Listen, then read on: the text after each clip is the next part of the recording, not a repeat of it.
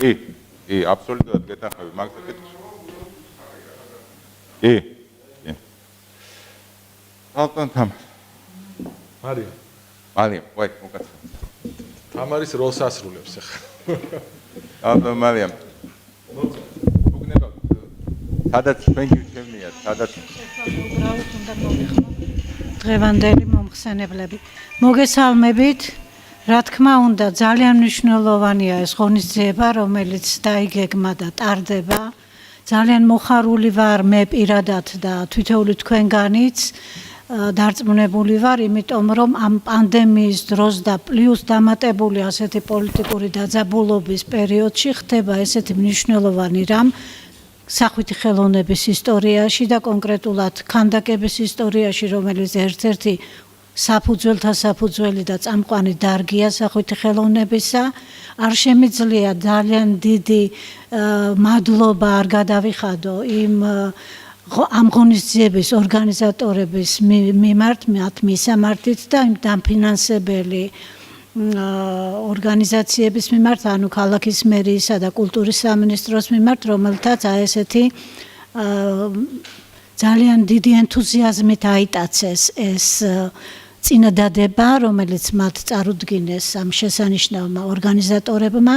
თითოეულ თქვენგანს მე დიდ მადლობას მოგახსენებთ და მიმაჩნია, რომ ერთ-ერთი მნიშვნელოვანი მომენტი დადგა ქართულ სახვითი ხელოვნებაში და ეს აუცილებლად შევა ისტორიაში, ჩვენი ქართული ხელოვნების ისტორიაში ერთ-ერთ ძალიან წამყვან და მნიშვნელოვან მოვლენად, იმიტომ რომ აქ განსაზღვრული არის სხვადასხვა ღონისძიებები, იცით თქვენ რომ აგერ გვერდით დარბაზში მოეწყო შესანიშნავი გამოფენა, გამარჯვებულია კონკურსში მონაწილე მოქანდაკეებისა, რომლებიც ამდენი წლის მანძილზე ფაქტობრივად როიტყვიან ბჭყალებში შეიძლება ვთქვათ მივიწყებულნი იყვნენ, მაგრამ ფაქტობრივად ესია მართლაც ყველა ხელოვანს ესე მოუწია ცხოვრება ამ ბოლო პერიოდში და ეს იყოს საწყისი გამოცოცხლებისა და საწყისი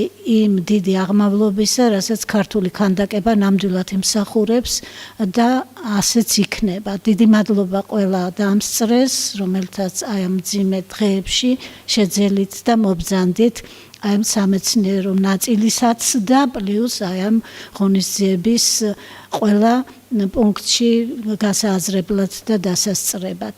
ეხლა მე დღეს მიწევს ჩემი კოლეგის, ჩემი თამარ ბელაშვილის მაგიერ ამ სამეცნიერო ნაწილის წაყვანა და პირველ მომხსენებლად ამ ეტაპზე მე ვთხოვ ქალბატონ თამარ ხუნდაძეს, რომელიც ჩვენ წაგვიკითხავს მოხსენება შუა საუკუნეების ქართული ქანდაკება.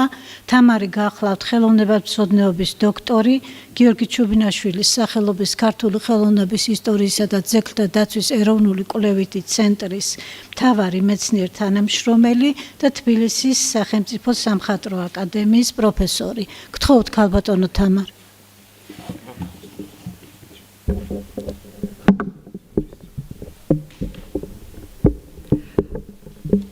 მოგესალმებით ყველას.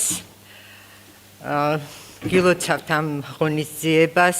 მე მგონი ძალიან საინტერესო გამოფენა გამოვიდა. მრავალმხრივი და მრავალფეროვანი ნიმუშებით არის წარმოდგენილი და ვილოცავ კონკურსში გამარჯვებულებს.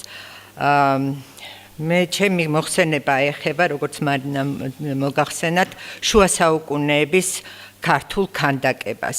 ძალიან ხშირად არის საუბარი იმაზე, რომ ჩვენში არ არის მრგვალი ქანდაკების ტრადიცია. რამ გამოიწვია ეს და როგორი სახით განვითარდა ქანდაკება შუა საუკუნეების ქრისტიანულ საქართველოში.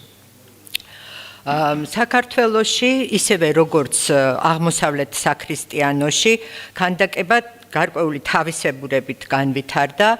ის ხდება არა სივრცეში მდგარი მრგვალი ქანდაკების სახით, არამედ გარკვეულ სიბრტყესთან, ძირითადად ტაძრის კედელთან დაკავშირებული რელიეფური სკულპტურის სახით. უნდა ითქვას ასევე, რომ მრგვალი ქანდაკება რენესანსის ეპოქამდე არც დასავლეთ საქრისტიანოში არ არის აი ესე სივრცეში მდგარი სამგანზომილებიანი ქანდაკება. ეხლა უნდა ითქვას ისიც, რომ აი რაიმე ეკლესიური კანონი, დოკუმენტი აკრძალვის მრგვალი ქანდაკების შექმნის აკრძალვის არ არის შემორჩენილი. ეს გარემოება გამომდინარეობს თვით ქრისტიანული მსოფლმხედველობიდან, ქრისტიანული სარწმუნოების არსიდან, რომელიც სულის ხსნას და სულის უკვდავებას აღდგომის თემას ეფუძნება და აქედან გამომდინარე ხელოვნების ასახვის საგანიც არის არა მატერიალურ სივრცეში არსებულ საგანთა მოვლენათა ადამიანთა ასახვა, არამედ ზეციური საუფლოს წარმომადგენელთა მათი მარადიული არსის ასახვა და ხო, მოდი ჩავთვალოთ.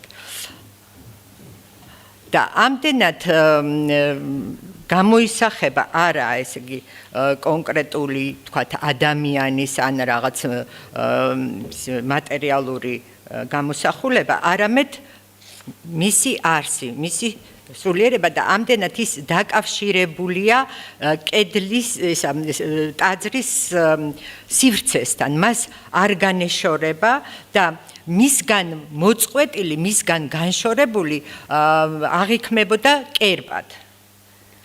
ეს გარკვეულწილად გამომდინარეობდა, როგორც ჩანს, იუდეური ტრადიციიდან, რომელიც კრძალავს კერპებს, ხო? ძველ აღთქმაში ძალიან ხშირად ხვდებით პასაჟებს, სადაც არის უარყოფითი დამოკიდებულება განკითხვა ქანდაკების, როგორც კერპის შექმნის აკრძალვის შესახებ. ამავე დროს უნდა ითქვას, რომ დასაწყის ეტაპზე ქრისტიანობის ოფიციალურ რელიგიად გამოცხადების შემდგომ რომის იმპერიაში კვლავ იქნება მრგვალი ქანდაკებები. გაცრავად. ეს ჩანს ხო? და ეს შემორჩენილია როგორც აი ეს არტეფაქტების სახით, მაგალითად აი კეთილი მწყემსის ქანდაკება, რომელიც სიმბოლურად, ალეგორიულად განასახიერებს მაცხოვარს, ასევე ქრისტე როგორც მოძღვარი, ასევე კონსტანტინე დიდის იმპერატორის ბრინჯაოს ქანდაკება, თქვენ ხედავთ ახლა როგორი მასშტაბით არის უზარმაზარი ქანდაკება და ასევე წერილობით წყაროებში ევსევი კესარიელი მოგვითხრობს თუ როგორ ააგო კონსტანტინე იმპერატორმა თავის ახალ დედაქალაქში წყარო შადრევნები, რომლებიც გაამშვენა კეთილი მწყემსის, დანიელ წინასწარმეტყველის და სხვა ქანდაკებებით. ეს ბუნებრივია, რომ დასაწყის ეტაპზე ქრისტიანობის მიღებისა აი ამ რომის იმპერიაში ისეთივე მხატვრული ენით გამოსახავდნენ ახალი სარწმუნოების იდეით, რაც მათთვის იყო ტრადიციული და ჩვეული, იმიტომ რომ საყოველთაოდ ცნობილია, რომ ანტიკურ სამყაროში, ბერძნულ რომაულ სამყაროში ქანდაკებას უმნიშვნელოვანესი ადგილი ეჭირა. ეხლა მრგვალი ქანდაკება უცხო არ იყო არც წარმართული საქართველოსთვის. ნაპოვნია არქეოლოგიური გათხრების შედეგად ესეთი ქანდაკებები, მაგალითად ეს ადამიანის სიმაღლის ბრინჯაოს ქანდაკება ვანიდან, ასევე მცირე ზომის ქანდაკებები. გარდა ამისა, წერილობით წყაროებში ქართლის ცხოვრებაში საკმაოდ დეტალურად არის აღწერილი კერპები, არმაზის გაცისა და გას ძვირფასი ლითონებით შესრულებული კერპები. ჩვენ ახლა არ ვიცით როგორი იყო ეს ქანდაკებები აი ანტიკური ხასიათის უფრო რეალისტური ფორმებისა თუ უფრო აღმოსავლური რაღაც ექსპრესიული ხასიათის კერპები. თუმცა ფაქტია, რომ წინა ქრისტიანულ საქართველოში ქანდაკება, მრგვალი ქანდაკება არსებობდა. რაც შეეხება აი ქრისტიანულ პერიოდს, ჩვენ ვხედავთ მხოლოდ რელიეფურ ქანდაკებას, რომელიც დაკავშირებულია ტაძართან, ტაძრის კედლებზე არის ის წარმოდგენილი, ასევე ქვაჯვარებზე, კანკელებზე და ასე შემდეგ. და ნახეთ, როგორ იცვლება ხასიათი ადამიანის გამოსახულებისადმი. აი ეს ოპიზის რელიეფი გადმოგცემს აი თელ ყველაზე მკაფიოდ აი იმ ტენდენციებს, იმ მხატვრულ სახეს, როგორიც არის შუა საუკუნეების ქართული რელიეფის. რა თქმა უნდა, სხვადასხვა სტილისტიკით არის ბევრი ნამუშევარი გადმოცემული, მაგრამ აი ეს დამოკიდებულება, ეს სტილიზაცია, რომელიც ამ რელიეფზე გვაქვს, მკაფიოდ გადმოსცემს. ეხლა ეს გამოსახულებები არაფრით არ გავს, რა თქმა უნდა, რეალისტურ გამოსახულებას, ანტიკურ გამოსახულებებს, ეს არის სტილიზებული, აბსტრაგირებული ფორმა ადამიანის სხეულისა, მაგრამ ეს სტილიზაცია და დეფორმაციაც გამომდინარეობს ქრისტიანული მსოფლმხედველობიდან, წმინდა მამათა ნაწერებიდან და უარსებითესის მთავარის გამოყოფას და ხაზგასმას ემსახურება. აი ვხედავთ, რომ დისპროპორციულია ფიგურა, გადიდებულია თავი, რომელიც არის გონის, აზრის გამომხატველი, ხო? აქცენტირებული და გადიდებულია თვალი, რომელიდანაც სულიერება გამოსჭვის. სახარებაში არაერთხელ არის მითითებული, რომ სანთელი გვამისა არს თვალი, ხო? უფლის სამზერად არის მოწოდებული. ასევე ძალიან ხშირად გადიდებულია და ფასში არის წარმოდგენილი ყურები, ხედავთ თქვენ აქ. ესეც უფლის სასმენად, უფლის სიტყვის სასმენად არის მოწოდებული და ამიტომ არის აი ასე წარმოდგენილი. ასევე ხელები, რომელიც ლოცვის ძალის გასაძლიერებლად ან მაკურთხეველი მაცხოვრის მარჯვენა, ხედავთ როგორ არის გადიდებული და დაგრძელებული აი ამ კურთხევის მადლის გადმოსაცემად. ეს ყველაფერი, ესე იგი, და სხეული არის სრულიად ნიველირებული, ხო? არის ბრტყელი და აი ამ გრაფიკულად ჩაჭრილი ხაზების მაშინ მოქცეული, ხო? სამოსის დრაპირების გადმომცემ ხაზებში მოქცეული. ანუ სხეული, აქ ესე იგი გამოისახება არა მატერიალური სხეული, არამედ განსულიერებული, უკვე კუტრეთით აღმდგარი და იმ საუფლოში წარმოდგენილი. სრული დემატერიალიზაცია და აბსტრაგირება ფორმის. ესე იგი, ფიგურა გადაქცეულია ნიშნად, იეროგლიფად და არის სრულიად ესეთი სიმბოლური გამოსახულებები. და ესე იგი, არა მხატვრული გამოსახულობის ხერხი არის არა მოცულობითი ფორმა, არამედ ფონზე ოდნავ ამაღლებული სიბრტყე, რომელიც შემდეგ არის გრაფიკულ დეკორატიულად დამუშავებული ხაზებით. და აი ეს ფიგურები და მათი გარეგნობა არის სრულიად განყენებული და ესე იგი მათი ესე იგი ამოცნობა შესაძლებელია ატრიბუტების და თქვათ აი ამ წარწერების მეშვეობით.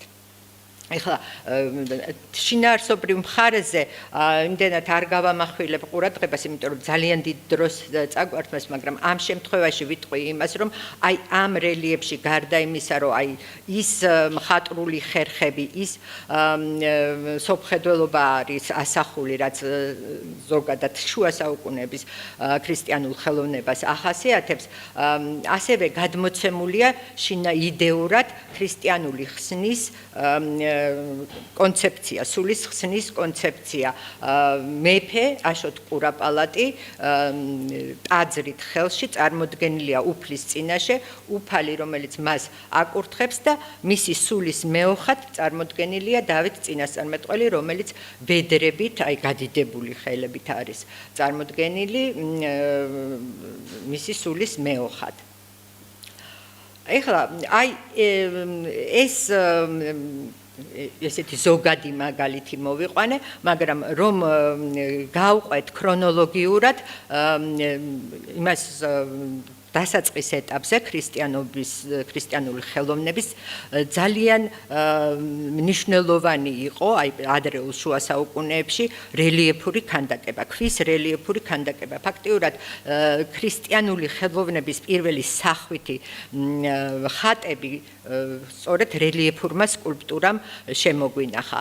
ყველაზე ადრეული ნიმუშები შემორჩენილია მეხუთე საუკუნიდან, ეს გახლავთ ბოლნისის სიონის ბაზილიკის რელიეფები, რომლებშიც წარმოდგენილია ძირითადად ცხოველთა, მცენარეთა, ფრინველთა გამოსახულებები, რომლებიც ალეგორიულად ქრისტიანული ხელოვნებისა, ქრისტიანული მსოფლმხედველობის არსს გამოხატავენ და აი ეს ნიმუშები შეგვიძლია ვნახოთ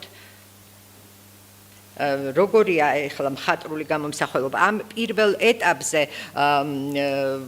მეხუთე მეშვიდე საუკუნეებში არა ერთგვაროვანი სურათია გვაქვს როგორც დაბალი რელიეფით შესრულებული და ზემოდან აი ამ გამოსახულებების გრაფიკული დამუშავება, გრაფიკულ ორნამენტული დამუშავება, ისე გვაქვს რაღაც ეს იგი უფრო რეალისტური ფორმები, მართალია ისიც არ არის მაღალი რელიეფით და ისე შესრულებული, თუმცა ბერძნულ ელინისტური სამყაროდან გადმოსული ფორმები მისი გავლენით და ჩვენ ვიცით, რომ ეს წინა ქრისტიანულ პერიოდშიც საკმაოდ ძლიერი იყო ეს ორივე ნაკადი. ერთი მხრივ აღმოსავლური თქვათ სასანური ირანიდან შემოსული, მეორე მხრივ ელინისტური ნაკადი, რომელიც ძალიან ნათლად, უფრო მკაფიოდ აისახა წინა ქრისტიანულ ლითონ ქანდაკებლობაში და აი ეს ორი ხაზი გრძელდება ქრისტიანული პერიოდის ქვის ქანდაკებაშიც. ჩვენ ვხედავთ ახლა ეს ბრტყელი გამოსახულებები იყო დაბალი რელიეფით შესრულებული და არის ხორელიეფურად გადმოცემული ხარის თავის გამოსახულება, რომელიც ზემოდან ეს თვალები დრუნჩი არის გრაფიკულად ჩაჭრილი და ჩაკვეთილი ხაზებით გადმოცემული.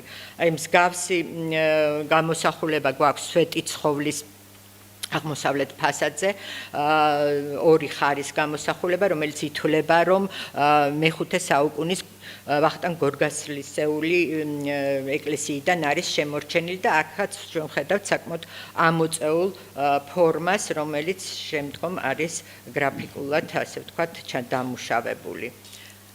აი ეს წოფის კაპიტელი, სადაც ასევე ესეთი მორბენალი ფიგურები არის ცხოველთა და მცენარეთა.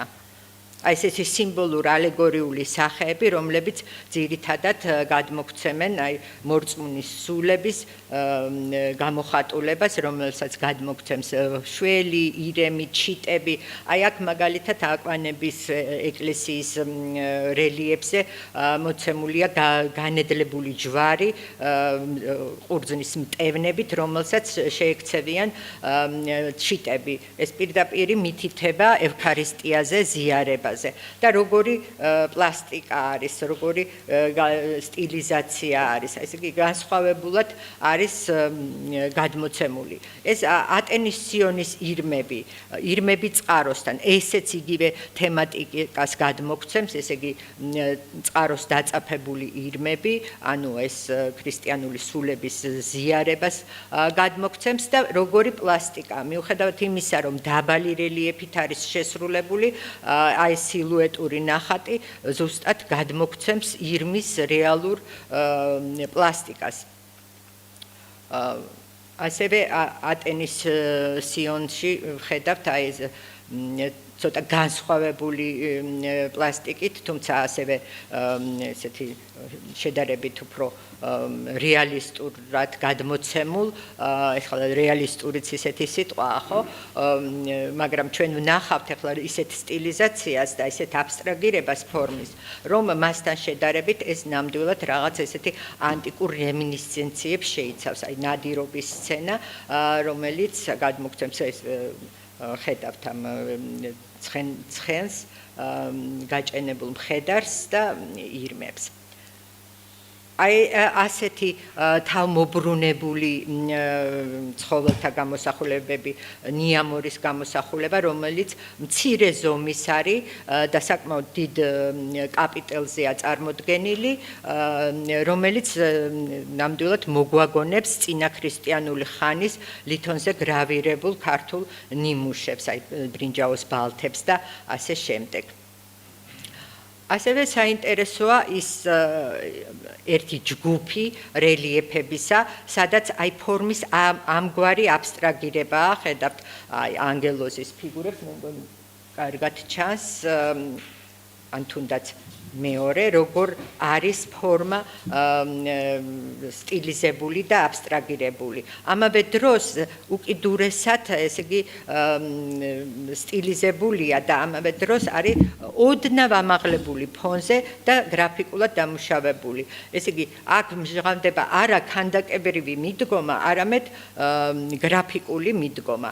და აი ასეთი სტილიზაციით არის რამოდენიმე მაგალითი, აი ასეთი სტილიზებული სხეული, როგორც აი ამ ანგელოზებისა და ძალიან მცირე მასშტაბის არის, აი დიდ ფართობზე არქიტექტურისა, აი მკედლისა არის მცირე ზომით წარმოდგენილი აი ეს გამოსახულებები და არ არის აი დიფერენცირება, ვთქვათ, მონუმენტურ ქანდაკებასა და ვთქვათ მცირე არქიტექტურული ფორმების, აი აქ მაგალითად გვაქვს ქვაჯვარა, ხანდისის ცნობილი მე-6 საუკუნის ქვაჯვარა, რომელშიც აი ასეთივე მიდგომით არის ასეთივე კვეთის, ამდაგვარი კვეთით წარმოდგენილი აი ეს ანგელოზის გამოსახულება. ნახეთ, ერთ მსგავსად არის დამუშავებული, მსგავსი აბსტრაგირება, ამიტომ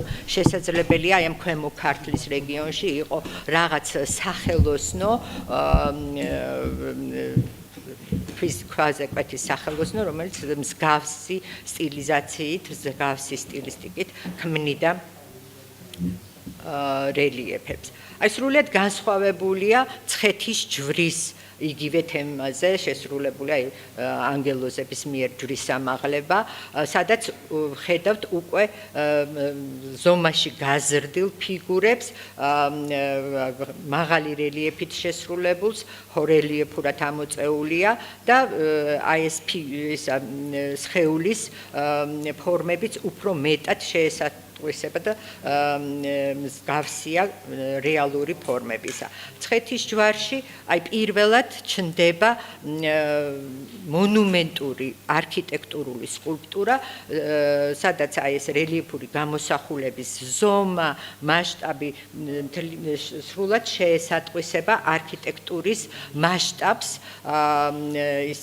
ეს რელიეფები დიდი ზომის არის, მაღალი რელიეფით არის შესრულებული და ხას უსვავს არქიტექტურულ დაყოფას. ანუ აქ არის ესეთი ჰარმონიული შერწყმა რელიეფისა, ესე იგი თვითონ არქიტექტურასთან. კიდევ ვიმეორებ, რომ არ გავამახვილებ ყურადღებას, იმიტომ რომ მასალა ძალიან ბევრია თემაზე და იდეებზე და ძირითადად აი მხატვრულ გამომსახველობას შევეხებით, აქ ხედავთ შედარებით სწორი პროპორციებით და მოძრაობებში მოცემულ ფიგურებს, მაღალი რელიეფით და მომრგვალებული ფორმებით გადმოცემულ სხეულებს, რაშიც ვლინდება ესე იგი წინა ქრისტიანული, ელინისტური, გვიანანტიკური ხელოვნების გავლენა. ეს ერთი მხრივ ადგილობრივ ნიადაგზე არსებული აი ეს შემოსული ბერძნულ-რომაული სამყაროდან აი ეს ხაზია და ეს ტრადიციაა და მეორე მხრივ ბიზანტიასთან სწორედ ამ პერიოდში გაცხოველებული ურთიერთობების შედეგად შეიძლება იყოს აი ასეთი სხეულებრივობა, აი ასეთი ფორმები. თუმცა აქვე უნდა აღინიშნოს, რომ თვით ბიზანტიაში საფასადო ქანდაკება შუა საუკუნეების ბიზანტიაში ფაქტიურად არ არის და ნუ უფრო სპილოს ძვლის ნამუშევრები არის და ან ინტერიერებში განთავსებული მარმარილოს რელიეფები. აი ეს გახლავთ მცხეთის ჯვრის რელიეფები, სადაც შერწყმულია ერთი მხრივ აი ეს ელინისტური ესე იგი ტრადიცია და მეორე მხრივ აი ეს ზედაპირის დამუშავებაში ღრმად ჩაკვეთილი ხაზები, ორნამენტული გადაწყვეტა, აი ამ სამოსის, თმების, თმაწვერის და ასე შემდეგ ატარებს უფრო აღმოსავლურ ნიშნებს და ადგილობრივ ნიშნებს. ასევე ერთგვარად ეს ხაზი უფრო მოცულობით პლასტიკური გვიან ანტიკური ტრადიციებისა ასახულია მარტვილის ფრიზის რელიეფებში, სადაც ვხედავთ აი პირობითად, მაგრამ მაინც არის რაკურსში წარმოდგენილი ფიგურები, რაღაც 3/4-ით წარმოდგენილი გამოსახულებები, მაღალი რელიეფი და ესეთი მოცულობითი ფორმები. თუმცა აქაც ვხედავთ ესეთ სტილიზაციას. ხო, ეხლავე. ხო, ძალიან მოკლედ მოვიხილავ, ესე იგი შემდგომი ეტაპი ეს არის მერვე მე-9 საუკუნეები და მე-10 საუკუნის მეორე ნახევარი, სადაც ვხედავთ უკიდურეს პირობითობას, სიბრტყობრიობას, გრაფიკულობას, ფიგურები გადაქცეულია მართლაც იეროგლიფებად, რაღაც ესეთ სიმბოლურ ნიშნებად.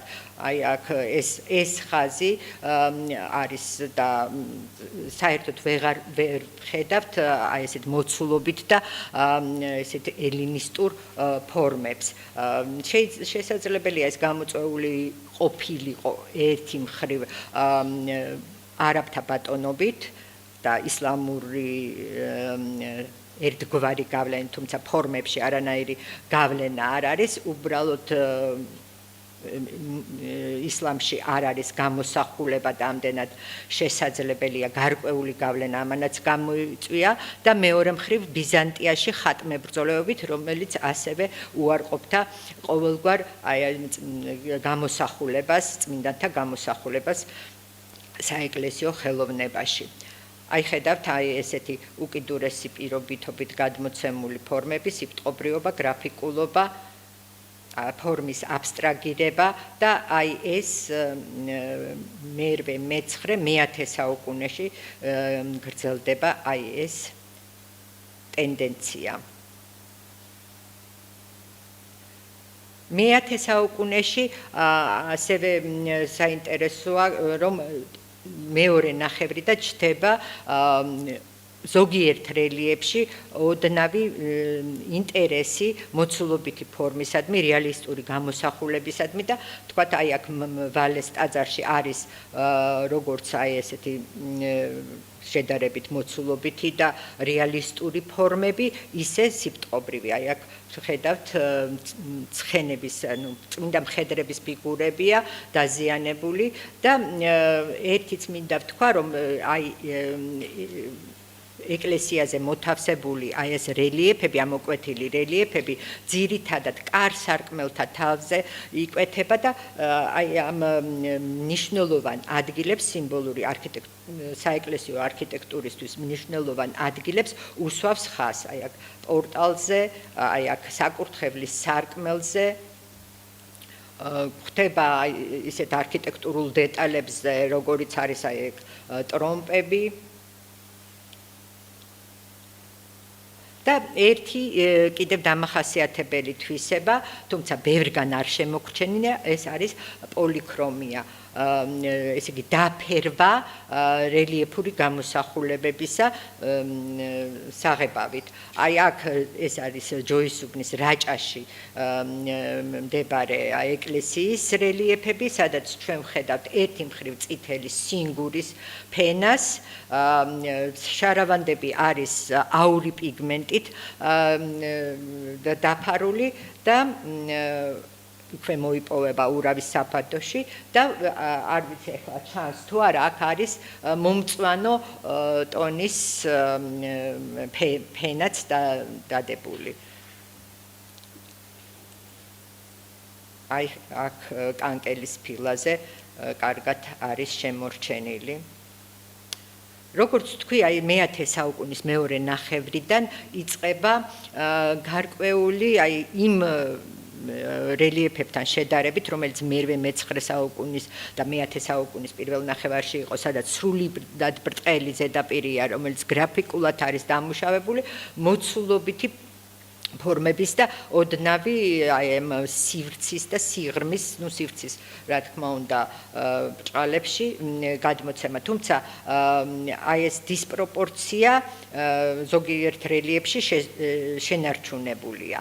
აი ეს ორი ესეთი გამოსახულება არის ეტაპური, აქ ხედავთ ტბეთის გამოსახულებას, მეფის გამოსახულება, სადაც 3/4-ია წარმოდგენილი ფიგურა, საკმაოდ ბლოკური, თითქმის აი ესე იგი მრგვალი ქანდაკებასავით ამოწეულია, ფორმა მრავალშრიანია, მრავალპლანიანია, ფეხები სხვადასხვა სივრცობრივ პლანშია წარმოდგენილი და რაც მთავარია გაზრდილია ზომა ფიგურისა.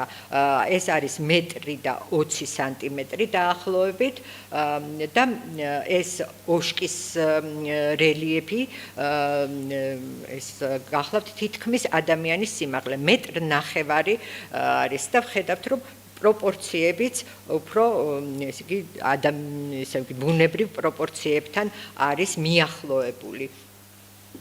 აი ოშკის რელიეფები მრავალმხრივ არის საინტერესო, აი ეს არის მთლიანი ჯგუფი, ეს ძველი ფოტოა, თაყაიშვილის ეულის ფოტო, მე ნუ რამოდენიმე რელიეფი ჩამოვარდა, ღვთისმშობლის გამოსახულება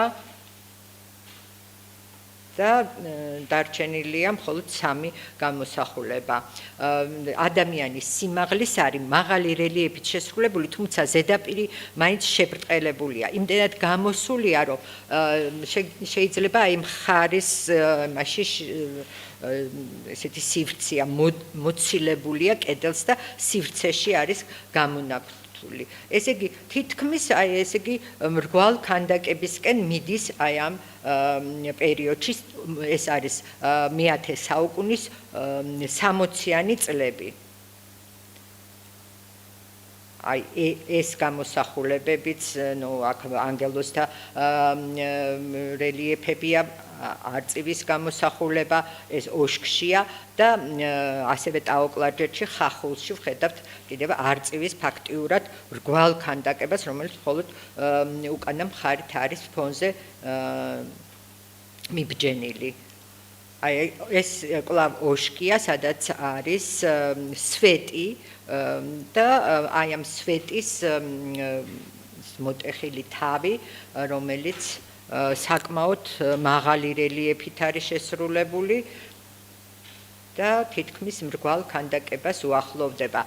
და ყველაზე მეტად აი ეს გამოვლინდა უკვე მე-11 საუკუნის მიჯნის ბაგრატის ტაძრის რელიეფებში, ну მე-11 დასაწყისში შეიძლება იყოს, სადაც აი ეს ორი თავი მხოლოდ უკანა მხრიდან არის და მიბჯენილი კედელს და მთლიანად სივრცეში არის გამოკვეთილი. და ну აი თავისი იერით, განწყობით, ტიპაჟითაც კი თითქოს მოგვაგონებს აი რომანული ხანის ბოლო პერიოდის, აი შეიძლება გოთიკის დასაწყისის გამოსახულებებს. ფაქტიურად ის რაც აი დასავლეთ ევროპაში ხდება მე-12 საუკუნეში, აი აქ მე-10 საუკუნის მეორე ნახევრიდან, 60-იანი წლებიდან მე-11 საუკუნის პირველ ნახევარში ხედავთ აი ასეთ ტენდენციას, რომ საკმაოდ მაღალი რელიეფით, ჰორელიეფურად და თითქმის სივრცეში გამოკვეთილ ფიგურებს და თავებს ხდებით და ეს არ არის ერთეულის შემთხვევები, ესე იგი ვნახეთ ეგ ტაოკლარჯეთში, ვნახეთ აი ამ ბაგრატის ტაძარში, არის ასევე საინტერესო თავები აღმოჩნდა აჭარაში ხინოს ტაძრის არქეოლოგიური გათხრების დროს, სადაც ასევე ნუ აქ ბევრად უფრო სტილიზებულია, ახლა სტილიზაცია ამასაც არ აკლია, მაგრამ უფრო მეტად სტილიზებულია, თუმცა აი საკმაოდ ესეთ მოცულობითად არის გადმოცემული აი ეს ესე პროფილში რო შევხედოთ. ეხლავე მოვათავებ, ესე იგი მე-11 საუკუნეში ძალიან მრავლად არის რელიეფები, ნიკორწმინდას ტაძრის რელიეფები ვიცით, მაღალი რელიეფით შესრულებული, თუმცა დეკორატიულად და ესე დამუშავებული, სტილიზებული ფიგურები, რომლებიც მაღლა არის წარმოდგენილი, ეკლესიის ზედა მხარეს სვეტიცხოველი, სამთავისი და აი ახლა ერთი-ორი სიტყვით ვიტყვი, რომ კანკელის ფილებზე უფრო სხვანაირი სტილისტიკაა, ვიდრე თქვათ შორიმანძილიდან აღსაქმელი რელიეფი, არის დიფერენციაცია.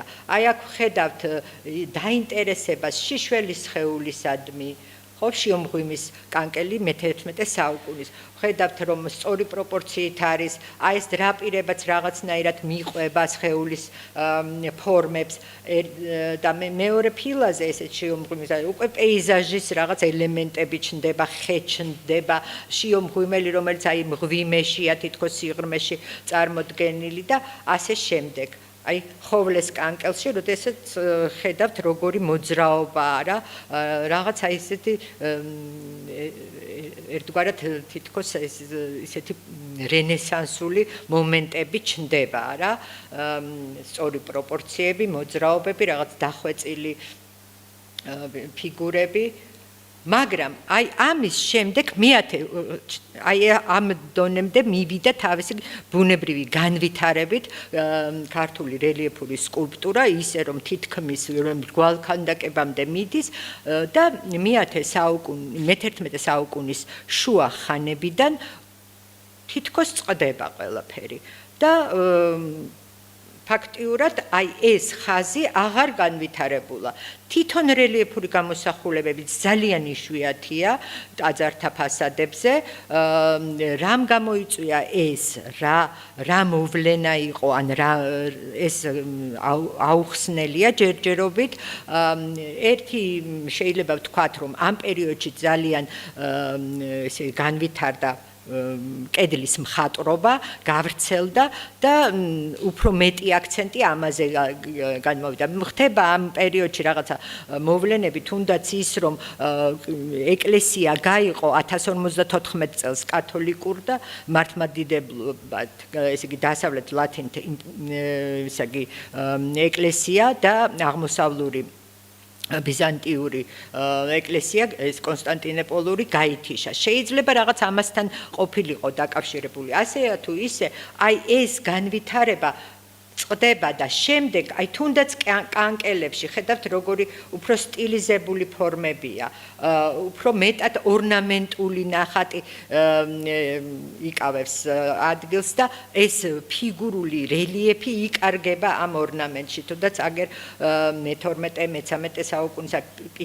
ფიტარეთის ეკლესიის რელიეფები, რომლებიცაც ვეღარც გამოარჩევ. აი ორნამენტში არის ჩაკარგული, აი ეს წმინდა გიორგის და სიმონ მესვეტეს გამოსახულებაა. ხო, მნიშვნელოვანი ხო არ არის მარტო აი ეს ცხოველების და ჩიტების გამოსახულებები. აი ასეთი მცირე ზომის სიბრტყობრივი გრაფიკული გამოსახულებები ხდება მე-12 საუკუნიდან თითქმის მე-16-მე-17 საუკუნემდე.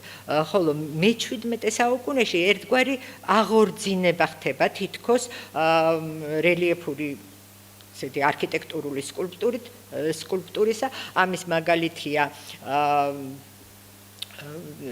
ანანურის ეკლესია, სადაც ხედავთ, აი აქ ხედავთ, რომ აი ის ხაზი, რაც ოშკში ვნახეთ, რაც ბაგრატის ტაძარში ვნახეთ, სრულიად უკუგდებულია და არის უფრო სტილიზებული, სიბრტყობრივი, გრაფიკული, დეკორატიული ხასიათის გამოსახულებები. თუმცა ფასადებზე ჩნდება აი ასეთი გამოსახულებები.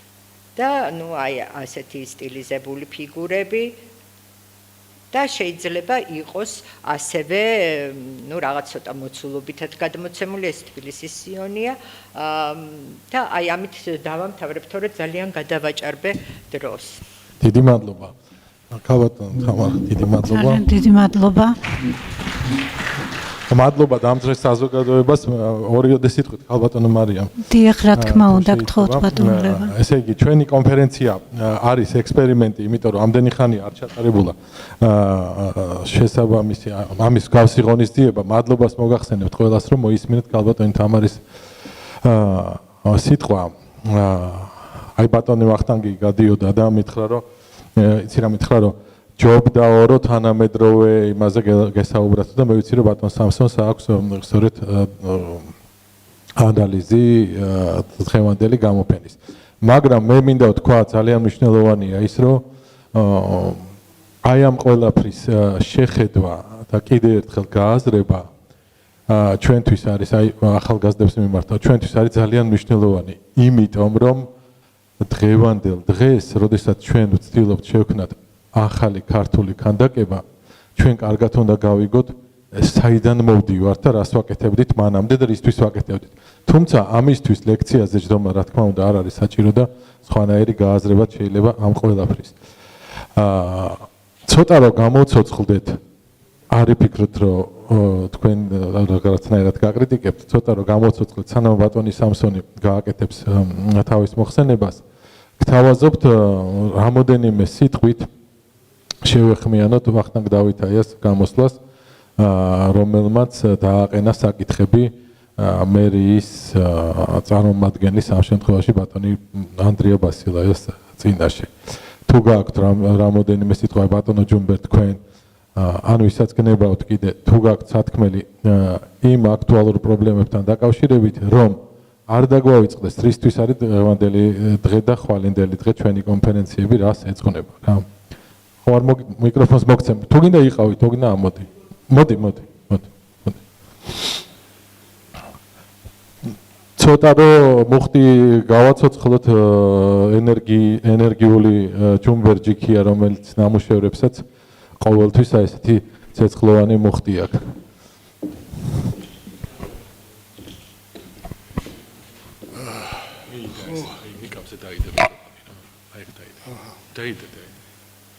ისე არის ზავს? აჰა. კი ბატონო, მთავარი, ესე იგი დღეს გაიჟღერა, აი რაც შეეხება ქანდაკებების დადგმასთან დაკავშირებით, აქ გამოსვლელი იყო. აი ტენდერები, რომელიც აზიანებს ამ ქანდაკების შექმნას, ანუ სამშენებლო დარგით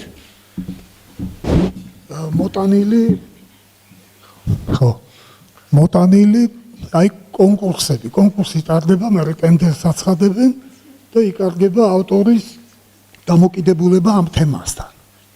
ანუ ავტორი ქმნის ნამუშევარს, ხოლო ტენდერში უკვე აკეთებს სხვა მოგებული ინდივიდი.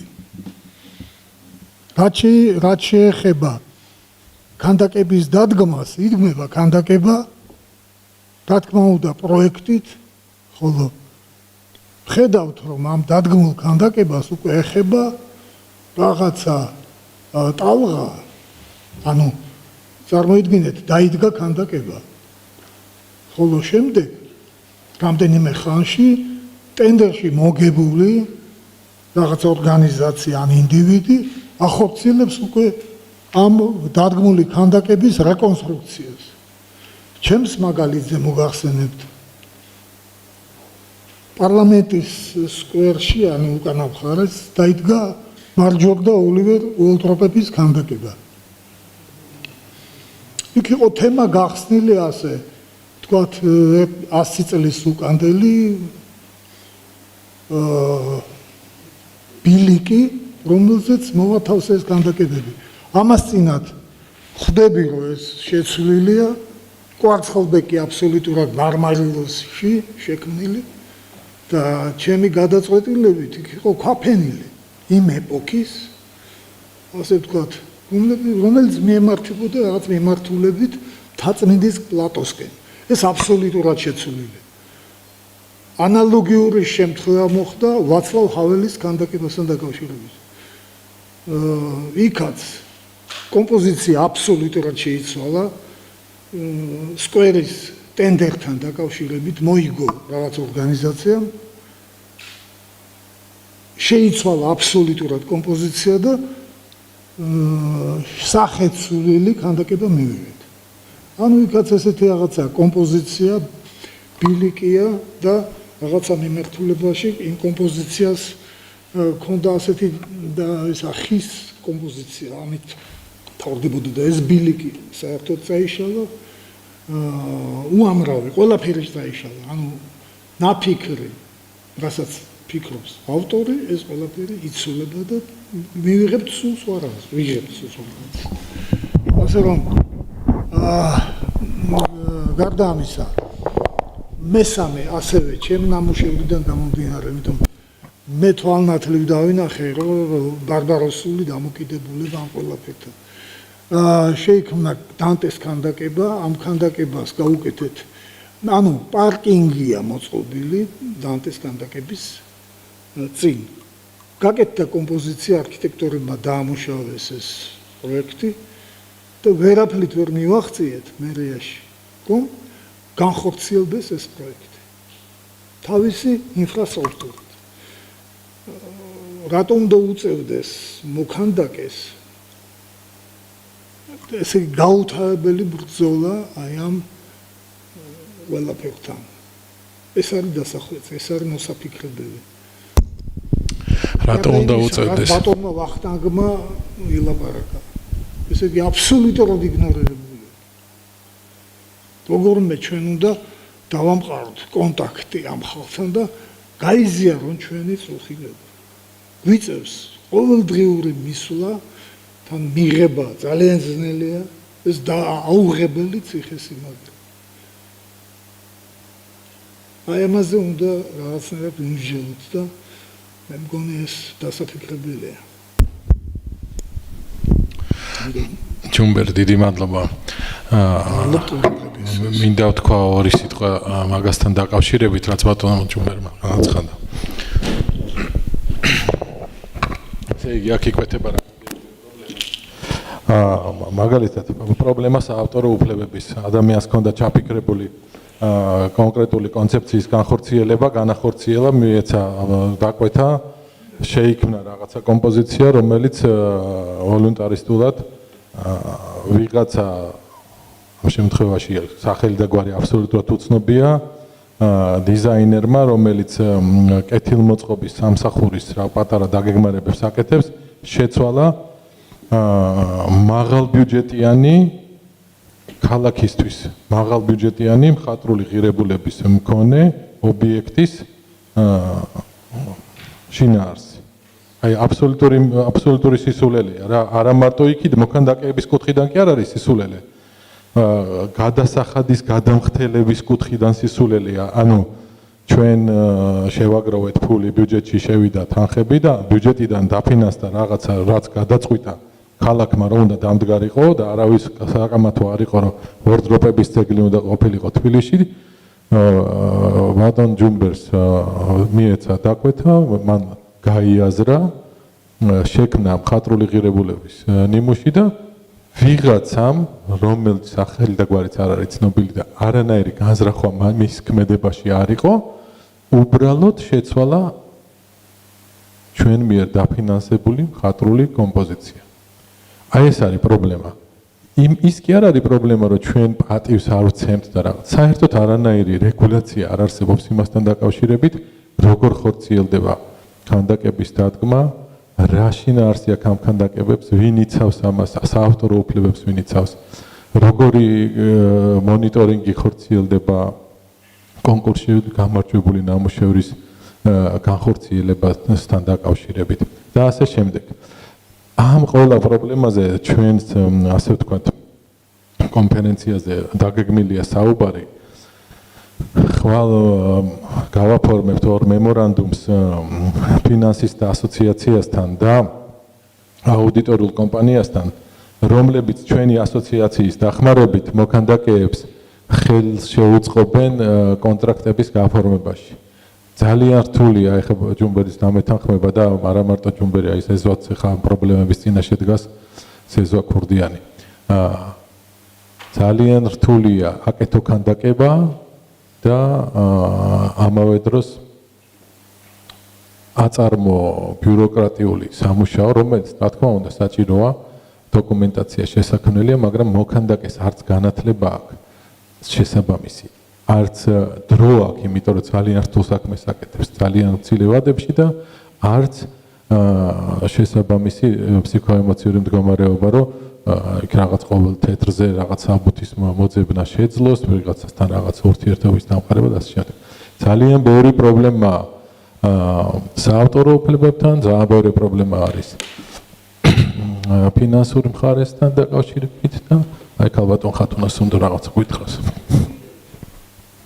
გამარჯობათ, მოგესალმებით. იცით რა შეესაბამება? მე ეხლა ვინაიდან მე ხა ამ შემთხვევაში ორი მიმართულებით შევეხები. ერთი ის რა პრობლემაც არის ზოგადად სკულპტურები როგორ იდგმება, რანაირად და თუნდაც იმ კონკურსების ხარისხი და ბიუჯეტები ყოველთვის არის ძალიან დიდი კითხვის ნიშნის ქვეშ, იმიტომ რომ წირია ყოველთვის და ამიტომ შესაბამისად ძალიან ბევრი მოქანდაკე, რომელიც უნდა იღებდეს მონაწილეობას და ვიცით რომ არიან ძალიან კარგი ხელოვანები, არ შემოდიან სამწუხაროდ ამ კონკურსებში, ეს ერთი. მეორე, თავარი ხა რაზეც არის ლაპარაკი, რაზეც თქვით თქვენ ბატონო ლევან. საქმე რაშია, იცით რომ ქალაქის გეგმას შემუშავების დროს ძალიან მით უმეტეს 21 საუკუნეში, როდესაც ქანდაკება არ არის უბრალოდ რაღაცა ფიგურატიული გამოსახულება, სტატუარული ხელოვნება, არამედ არის იგივე ეკოდიზაინი, არის ათასგვარი დიზაინის მიმართულება, რომელიც ინსტალაციები, რომელიც თავისთავად სივრცობრივსაც გულისხმობს, პლასტიკურ ფორმასაც გულისხმობს და ასე შემდეგ.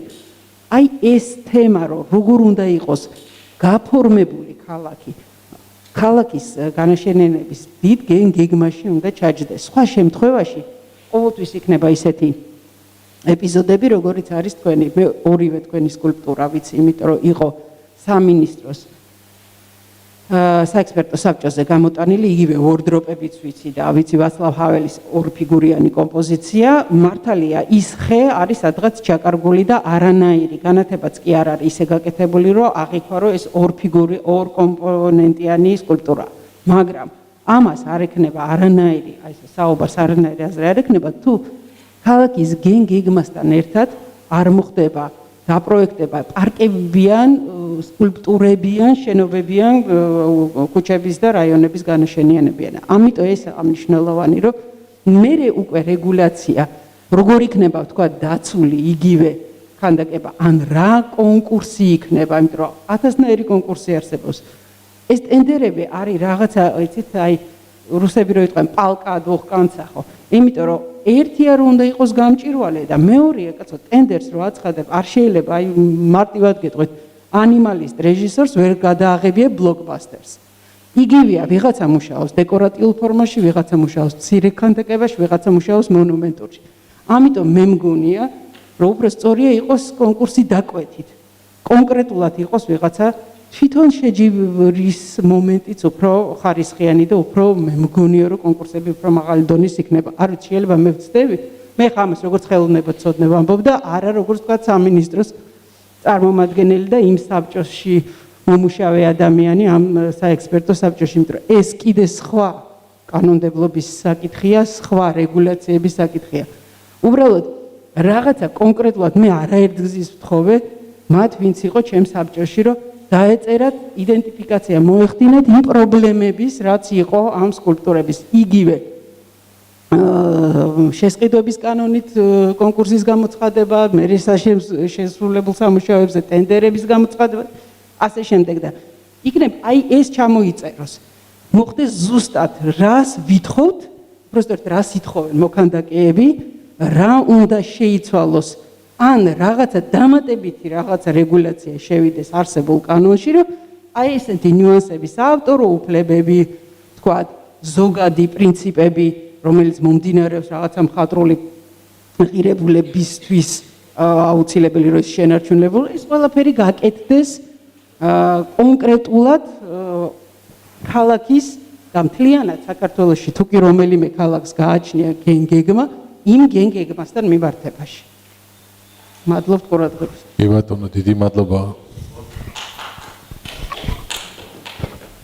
მოგესალმებით, არჩილ ხურდიანი. მე ორი სიტყვით მინდა განვავრცო ხათუნას საუბარი. ხათუნამ ისაუბრა, რომ უნდა იყოს გენგეგმა, ურბანულ სტრატეგიაში ეს უნდა იყოს ნახსენები და ხვალ მინდა ყველას გითხრათ, იქნება საინტერესო საუბარი, იმიტომ რომ მოწვეული იქნება ბატონი ლადო ვარდოსანიძე, ურბანისტი, ძალიან სერიოზული პროფესიონალი, რომელიც ალბათ ისაუბრებს და მასთან საინტერესო იქნება ამ საკითხების განხილვა, ისე რომ ძალიან გთხოვთ ყველანი ხვალაც მობრძანდეთ. ეს ერთი. მეორე საკითხი, რაც ისაუბრა, რაც ლევანს გადაუსაუბრა, ასე ვთქვათ, საუბარში ბატონმა ვახტანგმა, რაც შეეხება, ვთქვათ, მოვლაპატრონობას, ცუდგომარეობაში ქანდაკებებს და შემდეგი საკითხი კიდე, აი ბატონ ჯუმბერის პრობლემა და ეს ბატონ ჯუმბერის პრობლემა კი არა, ეს საერთოდ პრობლემაა. ქანდაკება როცა იდგმება, მას ყავს ავტორი და ყველას გონია რომ მარტო ის ქანდაკებაა და პედესტალის ანკერებთან თავდება საავტორო უფლება. ეს ესე არ არის. იქ მერე არის არქიტექტურა. ხალხს გონია რომ პედესტალის ბოლო სილუეტში თავდება საავტორო უფლება. არც ეგრე არ არის სწორედ. არქიტექტორის და მოქანდაკეც იხილავს ამ ქანდაკების განთავსებას და მის კომპოზიციას გარშემო არეალი და რატომღაც ის გარშემო არეალი ყველას გონია რომ არის ვიღაცის და ეს ვიღაცის არ არის. ამაზეც უნდა ვრცელდებოდეს საავტორო უფლება და მე არ ვიცი ხა აი ხათუნა თქვა კულტურის სამინისტროს წარმომადგენელია და თქვენც ალბათ ისაუბრებთ, გადავხარშოთ, ვილაპარაკოთ იმ თემაზე, რომ საერთოდ ძეგლებს მე როგორც ვიცი, აქვს ხოლმე რაღაცა დაცვითი ზონა. ნუ არის თქვა მე-14 საუკუნის რაღაცა ტაძარი, რომელსაც აქვს დაცვითი ზონა თავის, ხო? კი, ჩვენ შეიძლება არ აქვს პრეტენზია მე-14 საუკუნის რაღაც ბუმბერას კულტურულ ძეგლზე, მაგრამ როდესაც რაღაცა ძეგლი იდგმება, თუნდაც აბსტრაქტული, აბსოლუტურად არც მეფეა თქვენ წარმოიდგინეთ იქ და არც არავინ, არის აბსტრაქტული ძეგლი. იმას უნდა ქონდეს თავისი დაცვითი ზონა. აი ეს მთელი სკვერი, ის სკვერი არ უნდა იყოს კეთილმოწყობის სამსახურის. ის უნდა იყოს საავტორო უფლების დაცვის ქვეშ, ალბათ, მე ესე ვფიქრობ. მოდის ვიხდით, თუ ბევრი ვისაუბრე, დიდი მადლობა. დიდი მადლობა ბატონო არჩილ.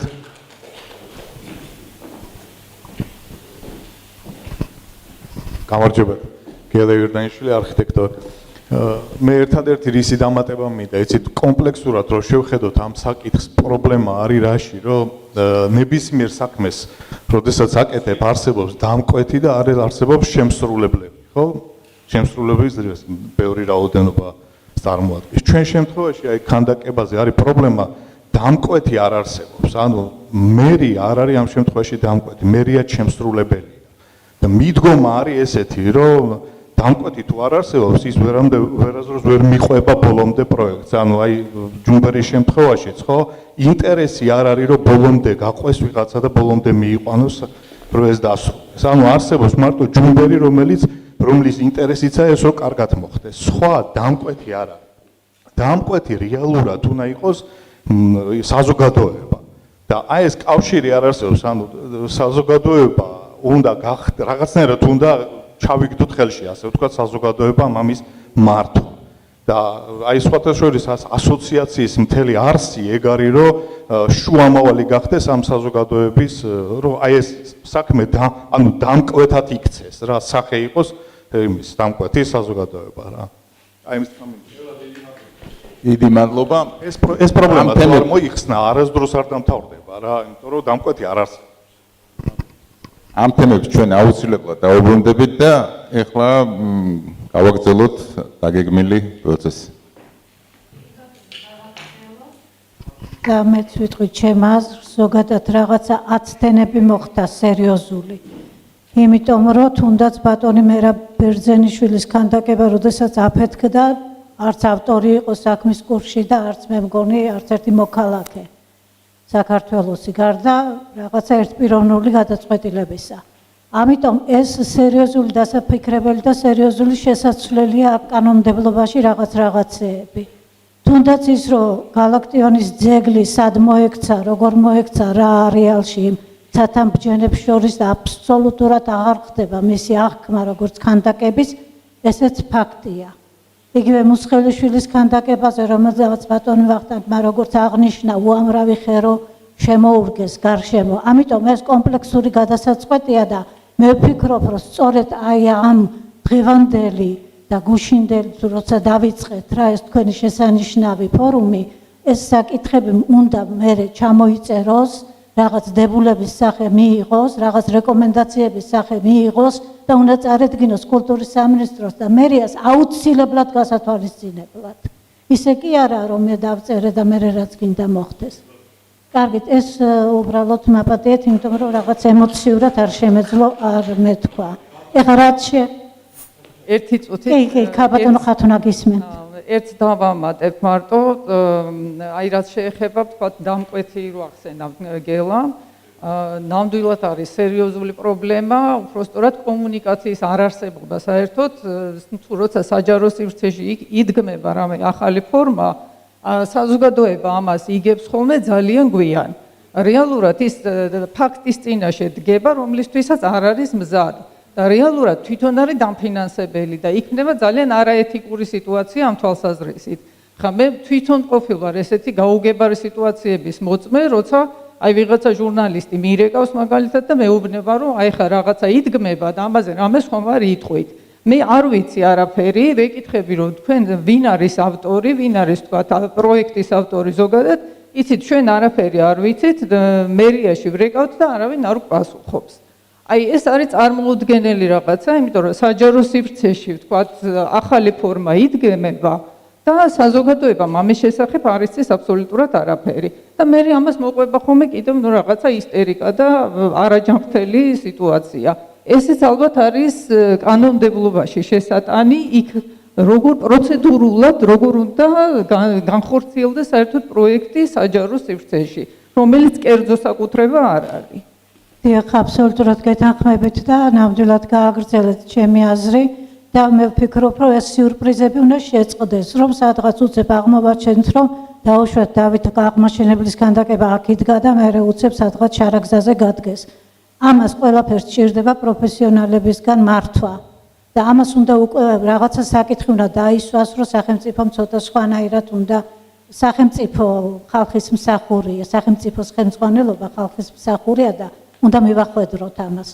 დიდი მადლობა მინდა თამარს უთხრა, იმიტომ რომ ძალიან მეცნიერულ დონეზე და ძალიან კარგად მიგვადევნებინა თვალი, როგორ მოვიდა ქართული ქანდაკება დღემდე. ეხლა მე მინდა ვთხოვო ბატონ სამსონ ლეჟამას, რომელიც ჩვენ მიმოიხილავს დღევანდელ ქანდაკების წარმოდგენილ პროექტებს. ბატონი სამსონის სახელი ყველასთვის ცნობილია, ის გახლავთ ხელოვნებათმცოდნეობის დოქტორი, გიორგი ჩუბინაშვილის სახელობის ქართული ხელოვნების ისტორიისა და ძეგლთა დაცვის ეროვნული კვლევითი ცენტრის მთავარი მეცნიერ თანამშრომელი, თბილისის სახელმწიფო სამხატვრო აკადემიის პროფესორი. გთხოვთ ბატონო სამსონ.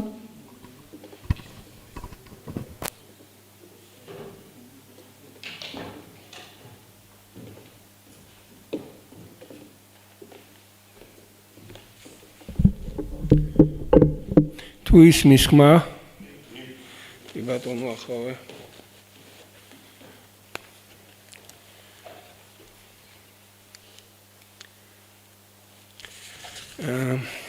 თბილისის არქიტექტორთა და სკულპტორთა ასოციაცია საფუძველი ჩაუყარა ძალზე მნიშვნელოვან ფორუმს, რაც იმაზე მეტყველებს, რომ ახლა თავს იჩენს შემოbrunება ქანდაკების მნიშვნელოვანების აღიარებისაკენ. ქანდაკებისა, რომელსაც საქართველოში ძალიან კარგი მაღალი რანგის ოსტატები წარმოაჩენენ, თუმცა საზოგადოებაში მისი როლი და ფასეულობა სამწუხაროდ დიდწილად მივიწყებული იყო ბოლო დრომდე. ასე რომ უნდა მივესალმოთ მერიისა და კულტურის სამინისტროს ჩართულობას ამ საქმეში და მათ ინიციატივებს. ეს ყოველივე საგულისხმოა სწორედ COVID პანდემიის დროს ხდება, როცა სოციალური კომუნიკაცია ძალზე შეზღუდულია და სწორედ ეს ღონისძიება კიდევ სხვა დატვირთვასაც იძენს ამასთან დაკავშირებით. პოზიტიური აგრეთვე რომ გარკვეულ მასშტაბურობას აფუძნებს საკონკურსო პრაქტიკა, რომელიც სკულპტორთათვის უთუოდ ძლიერი მასტიმულირებელი ფაქტორია.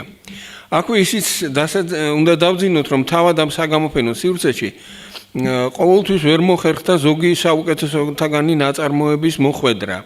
იქნებ საომავლოდ ისე მოხდეს, რომ ანალოგიურ კონკურსებში ვერ გამორჩეულმა თუ ვერ შერჩეულმა ქმნილებებმა თუნდაც ცალკე დარბაზში დაისადგუროს. ამგვარ შემთხვევაში გაცილებით მეტად იქნება დაცული დემოკრატიულობის პრინციპი, ეს ჩემი მოსაზრებაა.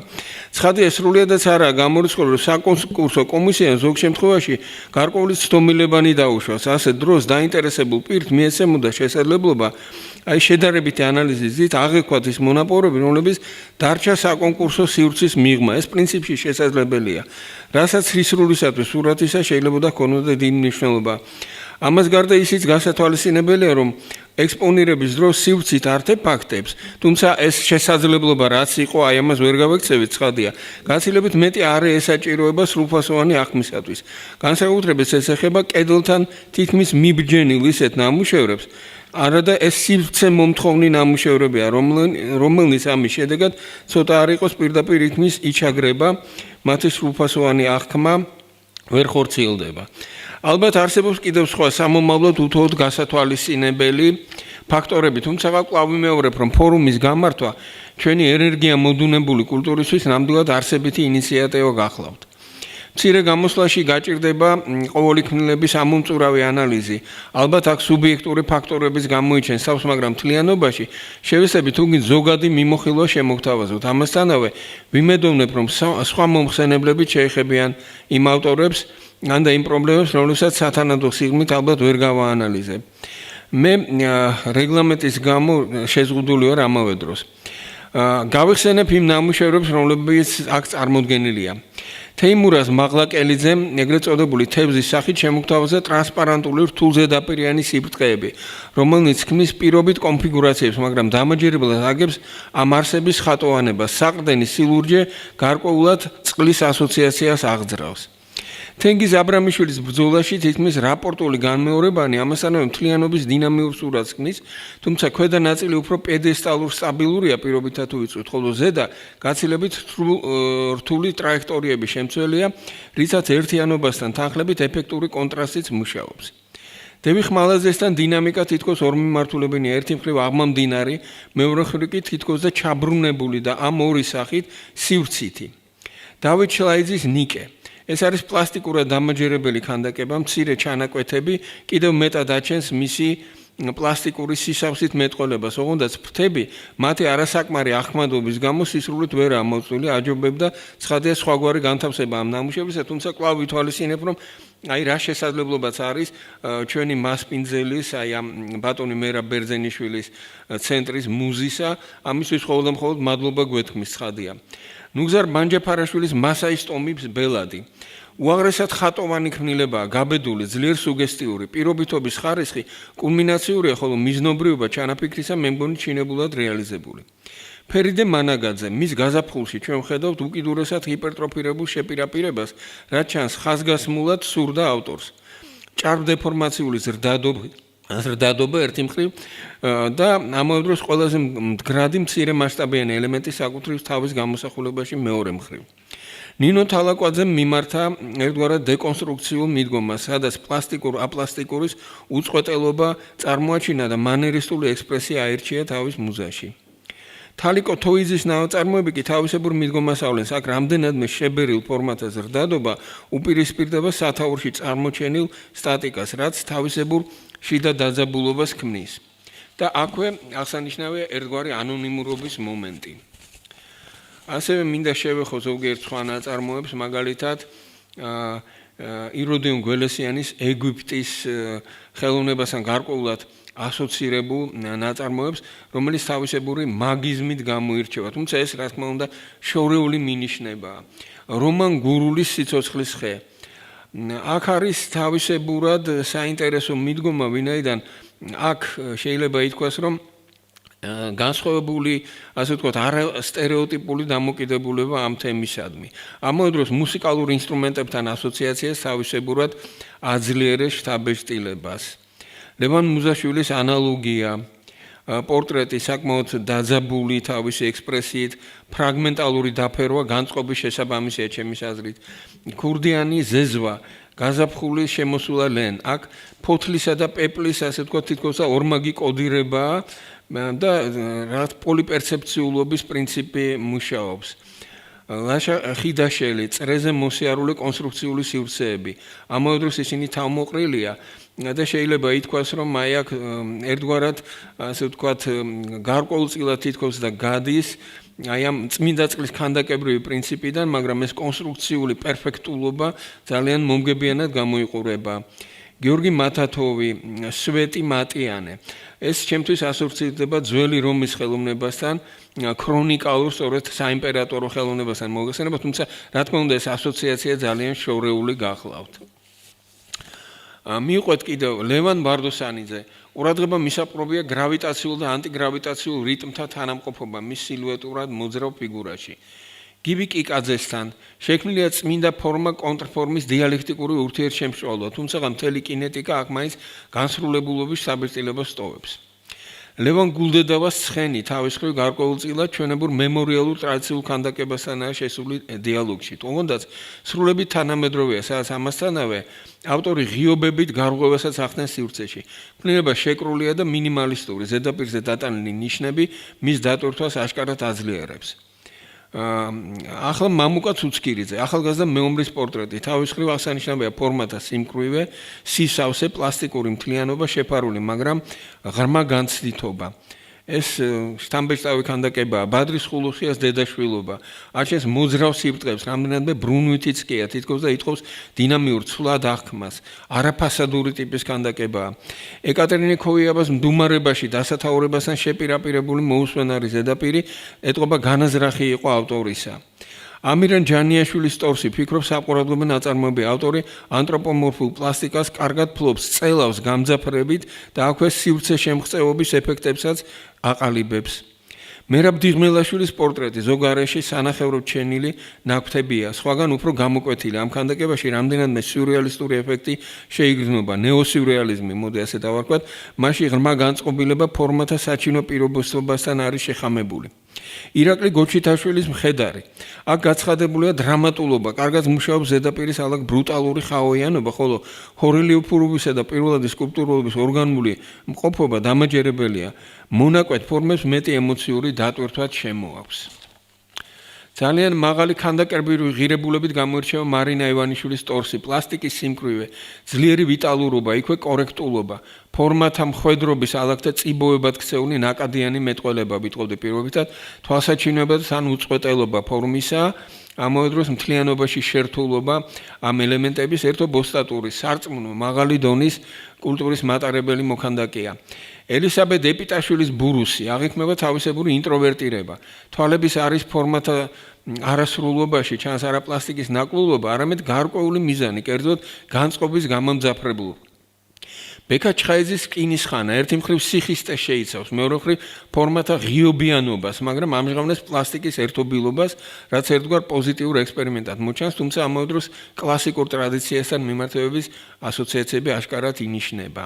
დავით ნათიძე მის სინათლეში ფრენას ახასიათებს მიუხედავად ფორმას ისრულის და პლასტიკური შეიძლება პირობითად თქვა სივრცე მომპოვებლობის, მჭვირვალება, სინათლიანობა, მოხდენილობა და სიმსუბუქე. მიხეილ გვასალიას პიესა ერთგვარად ფასადურად მოძრავი ქანდაკების შთაბეჭდილებას ტოვებს, საკმაოდ მინიატიურულია, მაგრამ ყურადღება მისაპყრობი. ვასილ ზანდუკელის წარსული თაობა. სიღრმით ოღონდ შეფარული ხედვის მქონე, უთუოდ თანაგანცდითი. მასში არის საუკეთესო ქართულ სკულპტურულ პორტრეტთა ძლიერი ტრადიციის მატარებლობა. პირობითად თუ ვიტყვით, აი ქართული კლასიკური ტრადიცია ქანდაკების პორტრეტული სივრცისა. ესე ამ მკვიდრი შეკრული პლასტიკა, ხოლო დაკეჭნილობა, ხატოვანება შემმატებელი ამ ქანდაკებისთვის. არჩილ ცუცქირიძე, მეტალის სახე. თავისებურად სივრცით სიბრტყით ერთდროულად. აქ თითქოს არის მედია სპეციფიკურობიდან გასვლა, რაც სხვა ქმნილებებსაც ეხება. ზოგ შემთხვევაში ოღონდ ასეთი მოვლენები მე-20 საუკუნიდან მაინც დარგთა ურთიერთშემწეობის მხრივ უკვე ცხადია სრულებით აღარაა უჩვეულო. გურამ გიგაურის მოცეკვავე ნიუ ტრადიციული და შესაძლოა ცოტათი კონსერვატიული, თუმცა პოსტმოდერნისტულმა სივრცემ ჩვენ ვიცით, რომ სრულებით უარყო მიდგომა და ბრძოლა, სხვადასხვა კონცეფციების ბრძოლა, ანუ დემოკრატიულობის, ასე ვთქვათ, სივრცე შექმნა. მისი ამოცანა ფიგურის მოძრაობის სივრცეში ნაირმიმართულებიანი განშლა, აქტიური დეფორმაცია, ზომიერების პარალელებში დასტოვა. ვლადიმერ გეორგაძე ქალის ტორსი რამდენადმე მინიატიურული, რიგიანი პლასტიკით გამოირჩევა, რაც ნაკლებად ჩანდა სხვათა შორის საკონკურსო ფოტო გამოსახულებებში. საზოგადოოდ პრინციპში ქანდაკების გადაღება იმდენად რთული ამოცანაა, რომ ეს უკვე საავტორო ფოტოოსტატურობადაც კი შეიძლება ჩაითვალოს. Რაღაც თქმა უნდა, ძალიან რთულია ქანდაკების გადაღება, თავისთავად ცხადია, რომ რომელიმე ერთი ასპექტი მას ვერ ამოწურავს. ქანდაკებას აქვს, თქვათ, უფრო მომგებიანი წერტილების მეტად თუ ნაკლებად. ამიტომ ეს არის მთელი ფილოსოფია ფოტოგადაღება, თქვათ, ქანდაკებისა მოიხსენებად, თუმცა მადლობის მეტი რა გვეთქმის იმ მასალისათვის, რომელიც აქ წარმოჩენილი იყო. თავისებურია მერაბ მანჯგალაძის ქალი ლომზე. იგი დეკორატიული თვალსაზრისითაც არის დატვირთული, მოძრავზე დაპირიანი, საგანგებოდ მანერული, კონცეპტუალურად ფასადური, ხოლო დგომაში მას აქვს ზღვარეული წონასწორობის პრინციპი, რითაც გარკვეულწილად ესეთი ერთგვარი ძაბვითობა კიდევ უფრო მეტად იზრდება. რატი ჯიქიას კატა მინიმალისტური ხატოვანი ქმნილებაა ჩემი აზრით, ყურადღება მისაპყრობი ასევე კახაბერ არსენიშვილი, მის ბოლეროში თვალსაჩინოვდება ერთგვარი აწელილობა, დემატერიალიზაცია. მიუხედავად მრავალარეში ჩენილი აბსტრაჰირებისა, ეს სკულპტურა ძირეულად ანთროპომორფულია, რა თქმა უნდა. ვალერიან ჯიქიას გარდასახვა. იგი ნეოფუტურისტულად აღიქმება ჩემთვის, მასში ენერგიას ავსეობა და ამასთან მიუხედავად წამყვანი გვერდხედულობისა, წინიდანაც სივრცე აქტიური პირობითად ვიტყვი და ჰიპერდინამიკურიც კი არის. ეკატერინე გელაშვილის დედის პორტრეტი ერთგვარ არქაულობას ატარებს, დაფეროა რამდენადმე ანტიკურ სკულპტურასთან ასოცირდება, ხოლო მზერა პარადოქსულად თან თითქოს განყენებული, თანაცვე მძაფრია. გელა ქოქიაშვილის განახლება მეტად თვალსაჩინო კონტრასტს თავაზობს და დაუფარულად ნეოსიურეალისტური ხასიათი აქვს, თუმცა შესაძლოა რამდენადმე დადასთანაც ასოცირდებოდეს. ეკატერინე გაჩეჩილაძემ თავის თამარ მეტრეველის პორტრეტში პროფესიულად გამართული ტრადიციული სიღრმითად ფსიქოლოგიური და ჩამწდოვი ქმნილება წარმოაჩინა. ჰენრი ცაფერის ნაწარმოები ერთ-ერთი საინტერესო ქმნილება. აქ ჩანს კლავ-და-კლავ ნეოსიურეალისტურობის ელემენტი, ერთგვარი დაუფარავი შემზარავებაც კი, რასაც მოგეხსენებათ არ გაურბის თანამედროვე არტი, ენტროპიულობა, მრავალსივრციანობა და აშკარად უჩვეულო მძაფრი ხატოვანება, ერთგვარი შემძვრელობის მატარებელიც კი. ბადრი გოგვაძემ თავის პეპელაში ფიგურის სავსეობის სიმრგვალე შეუპირისპირა სიფრთხე-შეფრთხელების მეტყველება სახეზე და აღმა მიმართულ მზერას აქტიობა შეძინა, ფორმათა განთავსება კომპაქტურია, თავმოყრილი, ხოლო მზერა მიმართულობა ამასთან გამყვანია აღნიშნული თავმოყრილობიდან, რაც თავისებურ მრავალნიშნულოვანებას ზენს ამ ქანდაკებას. დაჩი წერეთელმა წარმოაჩინა აჟურული მეტალოქმნილება, კენტავრი ქირონი თავისი სიბრტყე-სივრცითობის დიალექტიკით და ექსპრესია შეძენილი მჭვირვალობით. აქ მხატვრული სახე კონკრეტულის მიღმიერ დაზუსტებებს გულისხმობს. თავისებური პარადოქსია, რაც არა უცხო საერთოდ მე-20 საუკუნის ხელოვნების ხედვისათვის და არც ამ საუკუნისათვის. ნატო თოფურიამ თავის ქალში ვაშლით მიმართა საგანგებო დისპროპორციას, რომელსაც თავისი мотиваცია ჰქონდა. მოძრავ სილუეტიანობა და უწყვეტელ პლასტიკურ გესტა ზედაარესის შეკვრაა დამახასიათებელი, მასში ბიბლიური ალუზიებიც იგულისხმება. გენადი ზაქარიას მშვიდობის ცხენი, ჩემი აზრით, ამ შემოქმედის შესაძლებლობა და დასტურია. იგი რელიეფური სილუეტმეტყველი პლასტიკის ძლიერი ნიმუშია, ამასთან ძველთაძველ ბრინჯაოს ბალთებთან ცხადია სრულებით არაპირდაპირ და ამავე დროს მკაფიოდ, ასე ვთქვათ, ეხმიანება. საკუთარი ხედვით ცხადია. ჯუმბერ ჯიქიამ ჩემი აზრით შემოიტანა ჩვენი სივრცისთვის უაღრესად თანამედროვე ფორმა.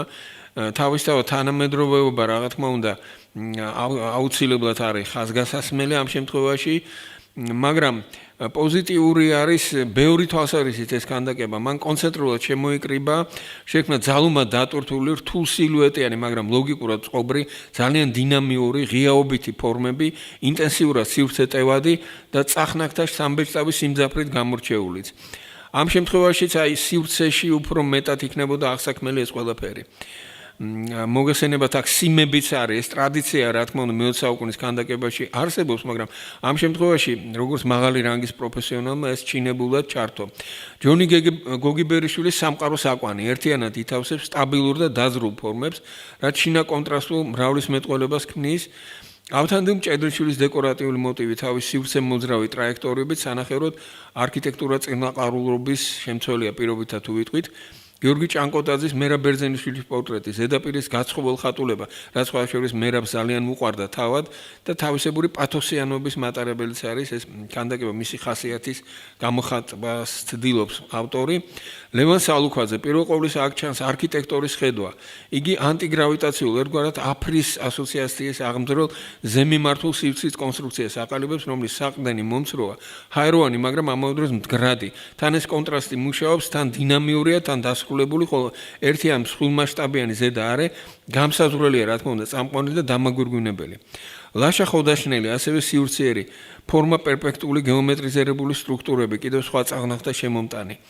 ეს ტექსტი ცხადი ერთგვარ თვალგადავლების საბერწილებას ტოვებს, რა თქმა უნდა, სხვა შესაძლებლობა არ მქონია, მაგრამ ამჯერად ვფიქრობ, რომ ეს სტიმული იქნება უფრო ჩამწდომი ანალიზისათვის.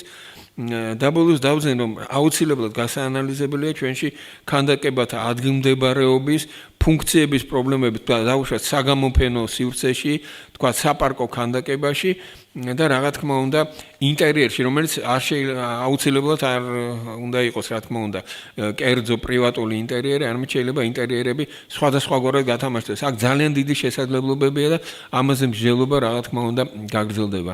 დიდი მადლობა ყურადღებისათვის.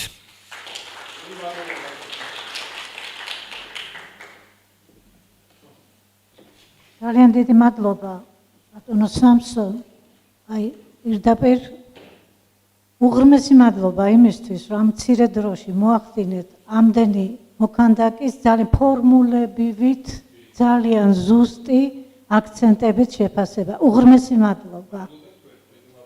ეხლა ჩვენ თქვით უკვე, რომ თამარ ბელაშვილი დღეს ვერ მოვიდა, მიზეზების გამო და მოდი და შესვენებაზეც უარი ვთქვათ და ვთხოვოთ ეხლა ქაბატონ ხათუნას, რომ არემ ეს მეორე ნაწილიც გადავაბათ, ქაბატონი ხათუნა იქნება ამ შემთხვევაში მოდერატორი და მე გადავცემ მას მიკროფონს. დიდი მადლობა ბატონ ლევან, ჩავედი.